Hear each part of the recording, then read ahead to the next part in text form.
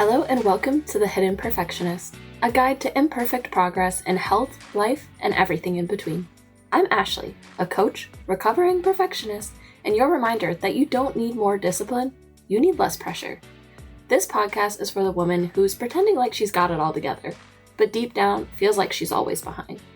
If you've ever procrastinated because you couldn't do it perfectly, or put your health on hold because life felt too overwhelming, you're not alone, and you're exactly who this podcast is for.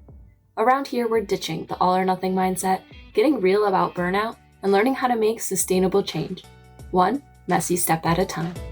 Let's go!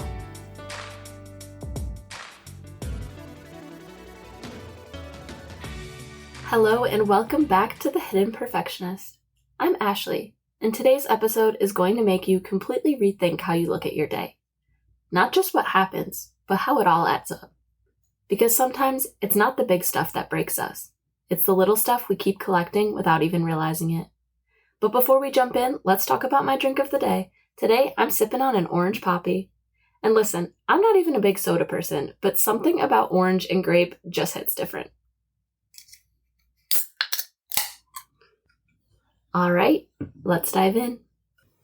You've probably heard of the classic jar analogy or seen some variation of it recreated. The one where a professor fills a glass jar with rocks, pebbles, and sand. It was popularized by Dr. Stephen Covey as a way to show how we fill our lives with the small, trivial stuff first, and then wonder why there's no room left for the big things, the things that actually matter. It's a powerful lesson about priorities. But today I want to flip that because I believe we don't just have one jar, we have two. Every single day you wake up with two empty jars in front of you, a positive jar and a negative jar. And throughout the day, little moments, good, bad, neutral, become pebbles, rocks, or sand. You don't get to control everything that happens, but you do decide how much weight to give to each one. That's the key. We're not pretending that hitting snooze was good. It wasn't. But does it have to be a big, heavy rock that ruins the rest of your day? Or can it just be a grain of sand, a small setback that you don't let take over? Maybe things didn't go how you planned. Maybe your morning started off rough, but that doesn't mean the rest of the day has to follow. Some moments might add weight to both jars. Some might cancel each other out. The point isn't to have only one type of moment. It's to notice how much weight you're giving it and whether it actually deserves that weight. So today, I'm going to walk you through two completely different versions of the same exact day. One where we're focusing on the negatives, and one we highlight the positives. We'll break down why this happens, how to shift it, and what it looks like to change your day. Not by changing your schedule, but by changing your mindset. Let's go through the negative focus version first. You wake up to your alarm. You had a plan. Get up early, hit the gym, start fresh. Instead, you snooze. Once, twice, enough that now the gym is off the table. And before your feet even hit the floor, the first pebble drops into the negative jar. You already feel behind, already feel like you failed. You reach for your phone and scroll. Everyone else seems to be on top of their game. Someone just posted about their morning workout and how they're already on track for the day. Everyone's eating perfect meals, has glowing skin, more pebbles in the negative jar. You get up late and start rushing. You glance in the mirror and catch a glimpse of the clutter behind you. Your brain latches onto it. Of course, everything's a mess. And now it feels like you're a mess too. More weight added. You skip breakfast because you don't have time. Now you're underfueled, flustered, and driving through traffic like the world is out to get you. You finally get to work, already exhausted, and now you're trying to focus. But your brain is fried. You can't even find the right tab to start with. Someone gives you feedback on something small. Nothing major, not even rude. But your brain turns it into, they think I'm failing. They're probably annoyed with me. They're just being nice, but they really mean I suck. The moment could have been neutral, but now it's another pebble, maybe a rock, in your negative jar. You pass by the break room and someone offers you a donut. You take it without thinking, not because you're craving it, but because you're tired and overstimulated and you want a break. And the second you eat it, the guilt kicks in. More weight. You tell yourself you'll reset at lunch, but instead, you pull out your phone. You doom scroll. More comparison, more frustration, more feeling behind. You drink your second coffee of the day. You're jittery, but still tired. Then comes the surprise task. An email, a deadline, a can you get this done by the end of the day? It's not impossible, but it feels like too much. So you shut down. You mentally check out and do the bare minimum while beating yourself up the whole time. By the time you get home, you're too drained to cook. You order something random, you eat it on the couch, you feel bloated and blah. You think about working out to make up for the morning, but the guilt has already convinced you it's too late. You scroll again, and instead of relaxing, you're just numbing. You watch a few episodes, you go to bed late, you lay there wired but tired thinking, why can't I just get it together? Why do I always mess it up? I'll do better tomorrow. And just like that, your negative jar is overflowing. Not because the day was catastrophic, but because every small moment got treated like a big one, and your positive jar feels close to empty. Not because good things didn't happen, but because you didn't let them count. Now let's do this again. Same day, same events, different mindset. You wake up and hit snooze. Same as before, and no, that's not ideal. We're not pretending it was a good thing. But instead of turning it into a rock, you let it be sand. A missed moment, not a ruined day. And say, okay, the gym's off the table, but I still have time to take care of myself today.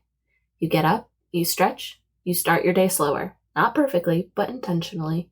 Small pebble, this time in the positive jar. You glance in the mirror and see the clutter behind you. But instead of spiraling, you laugh a little and think, it's been a busy week, but I'm still showing up. You open the window for some fresh air. Tiny win, some stand in the positive jar. You make a quick breakfast. It's not fancy, but it gives you fuel. You feel grounded. This morning isn't on track, but it's not lost. Traffic still sucks, but instead of yelling, you turn on music or a podcast. You breathe.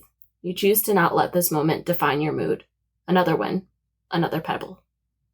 At work, your brain is a little foggy, but you start small. You knock out one task, then another. You build momentum. Someone gives you feedback, and instead of shrinking, you pause and say, thanks, I'll make that adjustment. It doesn't hit your self-worth, because you've trained yourself to separate feedback from failure. Midday, someone offers you a donut. You pause, check in with yourself, and say, sure. You sit down and actually enjoy it. You don't spiral. You don't moralize it. You just eat the damn donut. At lunch, you still scroll, but you set a timer and only let yourself do it for a couple minutes. You actually take a break, a real one. You go for a walk, you breathe, you reset. Later in the afternoon, the same email hits. Same task, same curveball. But instead of shutting down, you say, all right, let's prioritize. You break it into chunks, you move through it. It's not effortless, but it's doable. You leave work tired, but proud. You move your body after work. Maybe it's a short run, maybe it's just a walk. Not to punish yourself, but to release some of the energy of the day. Dinner is simple, a prepackaged meal you grab from the freezer. Not aesthetic, not perfect, but it nourishes you. You still scroll, you still watch TV, but this time, you notice when you're done. You go to bed later than planned, but without the shame spiral. You feel content, you feel grounded. And your positive jar? It's not overflowing, but it's definitely not empty. And that's more than enough. That negative jar, it's still there. It always is. But today, it's a little quieter, a little lighter, and that makes all the difference. So why does this even happen? Why can two people, or even the same person on two different days, experience the exact same events and walk away feeling completely different? Let's talk about the psychology behind it. First up, negativity bias. Our brains are wired to notice and remember negative moments more than the positive ones. It's a survival mechanism. Back in the day, noticing danger, like a snake in the grass, was way more important than noticing a pretty flower. That bias helped us to stay alive. But now, it just means our brains cling to every little thing that went wrong and barely register what went right.